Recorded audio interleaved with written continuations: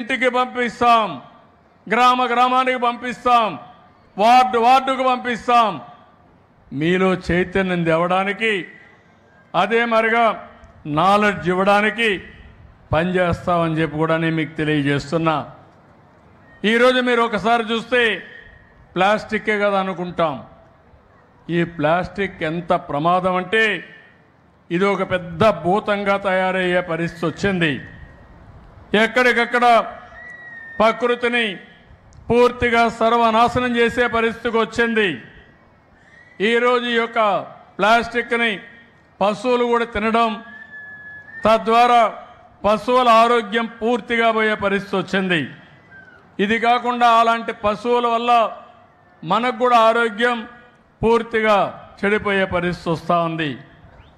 ఇంకో పక్క ఎక్కడ కూడా మీరు చూస్తే ప్లాస్టిక్ అనేది భూమిలో కరగదు, ఎక్కడికక్కడ నిలిచిపోతుంది.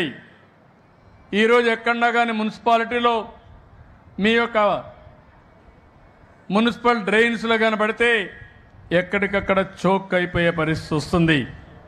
ఈ ప్లాస్టిక్ అంతా నదుల్లో, సదస్సుల్లో, సముద్రాలకు కూడా స్ప్రెడ్ అయ్యి అక్కడ కూడా అది కుళ్ళి విషవాయువుగా మారి చాలా ప్రమాదాలు వస్తున్నాయి.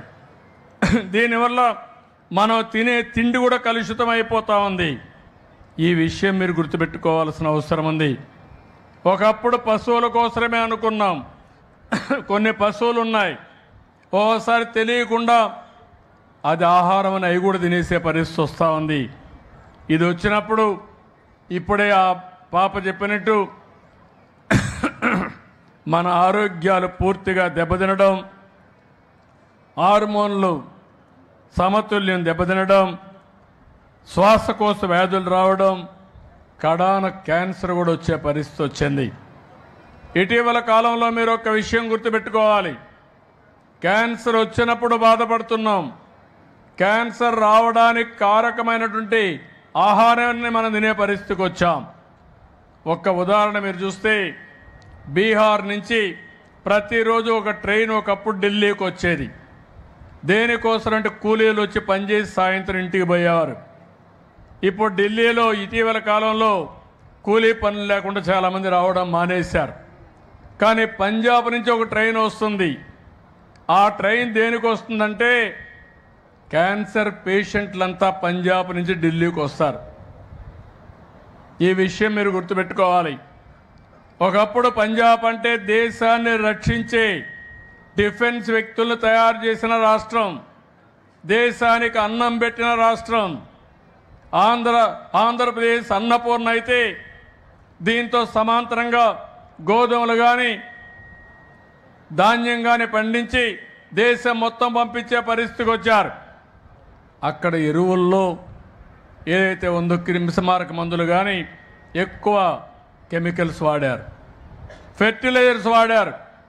దానివల్ల ఈరోజు చూస్తే అది క్యాన్సర్లు వచ్చే పరిస్థితి వస్తూ ఉంది. ఈ విషయం కూడా మీరు గుర్తుపెట్టుకోవాల్సిన అవసరం ఉంది. మొన్నే నేను మన రాష్ట్రంలో పుట్టినటువంటి నోరి దత్తాత్రేయుడిని అడ్వైజర్గా పెట్టి క్యాన్సర్ రాకుండా ఉండాలంటే ఏం చేయాలనో చేయడం కోసం చర్యలు తీసుకుంటున్నామని చెప్పి కూడా నేను మీకు తెలియజేస్తున్నా. ఈరోజు క్యాన్సర్ అనేది మనం నివారించుకునే అవకాశాలు కూడా ఉన్నాయి. యామారితే ప్రమాదం. ఈరోజు మీరు చూస్తున్నారు, మా మదర్ ఇన్ లా కూడా మా అత్తగారు క్యాన్సర్తో చనిపోతే ఆ రోజు ఎన్టీ రామారావు గారు చెప్పిన తర్వాత ఆవిడ పేరుతో బసవ తారకం క్యాన్సర్ హాస్పిటల్ పెట్టాం. ఈరోజు బాలకృష్ణ గారు చూసుకున్నారు. దాన్ని కొన్ని వేల మందికి ట్రీట్మెంట్ ఇచ్చే పరిస్థితికి వస్తున్నాం. ఈరోజు ఇలాంటి కార్యక్రమాలు చూసినప్పుడు నేను ఒకటే మిమ్మల్ని అందరినీ కోరుతున్నా, ఎట్టి పరిస్థితుల్లో సింగిల్ యూజ్డ్ ప్లాస్టిక్ని మనం ఎక్కడికక్కడ కంట్రోల్ చేయాల్సిన అవసరం ఉంది. దీనిపైన ఒక యుద్ధమే చేయాల్సిన అవసరం ఉంది. ఇప్పుడే కొంతమంది మిత్రులు చెప్పారు, దీనిపైన మీరు ఏం చేస్తారో చేయండి, మేము కూడా పూర్తిగా సహకరిస్తామని చెప్పారు. ఇక్కడుండే యువతకు కానీ మహిళలకు కానీ ప్రతి ఒక్కరిని ఒకటే కోరుతున్నాం, ప్రభుత్వం చాలా శ్రద్ధగా ఉంటాం, 6 నెలలు టైం కూడా ఇస్తున్నాం. ఎక్కడికక్కడ మనందరం కూడా చైతన్యవంతులు చేద్దాం. ఫేజ్ 1 ఏవైతే ప్రాణాంతకమైనటువంటి ప్రమాదాలు వచ్చే పొల్యూషన్ ఇచ్చే ప్లాస్టిక్ని పూర్తిగా అరికడదాం. ఒకవేళ ప్రొడక్షన్ నుంచి వస్తే వాళ్ళని కంట్రోల్ చేద్దాం. ఇప్పుడే నాకు కొంతమంది పిల్లలు ఇక్కడ తయారు చేశారు, రాగితో గ్లాస్ తయారు చేస్తున్నారు. ఆ గ్లాసు కాఫీ తాగేసి ఆ రాగి కూడా మనకు ఐస్ క్రీమ్ మరి కప్పును తిన్నట్టు దీన్ని కూడా తినేయచ్చు. అంటే న్యూట్రిషియస్ ఫుడ్. అంటే ఇలాంటి వినూత్నమైన ఆలోచనలు వచ్చాయి. దీనికి మీరు కూడా దోహదం చేయాలి. అదే మరి ఒక్క చెట్ల నుంచి అవి తీసుకొని అక్కడి నుంచి ప్లేట్లు తయారు చేస్తున్నారు. అరటి దాంట్లో నుంచి ప్లేట్లు తయారు చేస్తున్నారు. ఒకప్పుడు ఆకుల నుంచే తయారు చేసేవాళ్ళం. ఇక్కడంతా కూడా ఏవైతే తుంగుంది ఇక్కడ గుర్రపు డెక్క, ఆ గుర్రపు డెక్క చాలా ప్రమాదం.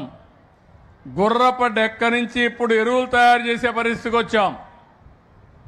గుర్రపు డెక్క నుంచి మంచి వస్తువులుగా బ్యాగులు తయారు చేసే పరిస్థితికి వచ్చారు.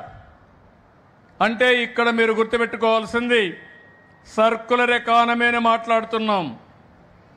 ఈరోజు ఎవరైనా పిల్లలు పుస్తకాలు కానీ ఉంటే, వేస్ట్ పుస్తకాలు ఉంటే ఆ పుస్తకాలు తీసుకొచ్చి ఇస్తే కొత్త పుస్తకాలు ఇచ్చే పరిస్థితికి వచ్చాం. దానివల్ల మళ్ళీ చెట్లు కొట్టే పరిస్థితి లేదు. అదే మరిగా మీరు వాడినటువంటి వస్తువులన్నీ రీసైక్లింగ్ పంపిస్తున్నాం.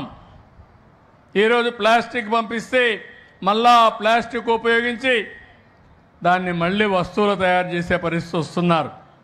గ్లాస్ ఉంది, గ్లాస్ కూడా రీసైక్లింగ్కి వెళ్తుంది.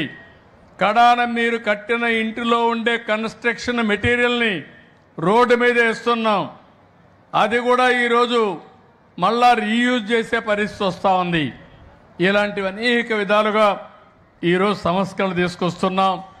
నేను ఒక విధంగా చెప్పాలంటే చాలా గర్వపడుతున్నా. సమైక్య ఆంధ్రప్రదేశ్లో పచ్చదనం పరిశుభ్రం దేశంలో మొట్టమొదటిసారిగా నేనే ప్రవేశపెట్టాను.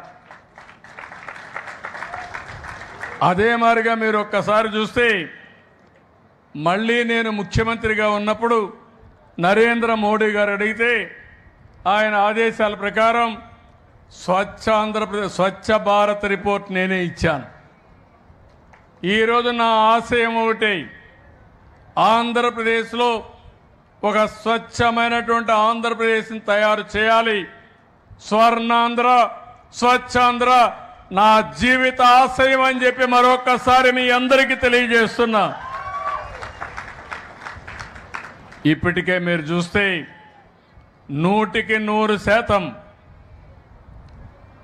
ఏవైతే ఇంటి దగ్గరుండే వేస్ట్ అంతా కలెక్ట్ చేయడానికి ముందుకు పోతున్నాం. విశాఖపట్నం, గుంటూరులో 2 వేస్ట్ నుంచి ఎనర్జీ ప్లాంట్స్ పెట్టాం. 30 మెగావాట్లకి 2 పెట్టాం. నెల్లూరు, రాజమహేంద్రవరంలో 700 కోట్ల రూపాయలతో ఇంకొక 22 మెగావాట్లు విద్యుత్ తయారు చేసి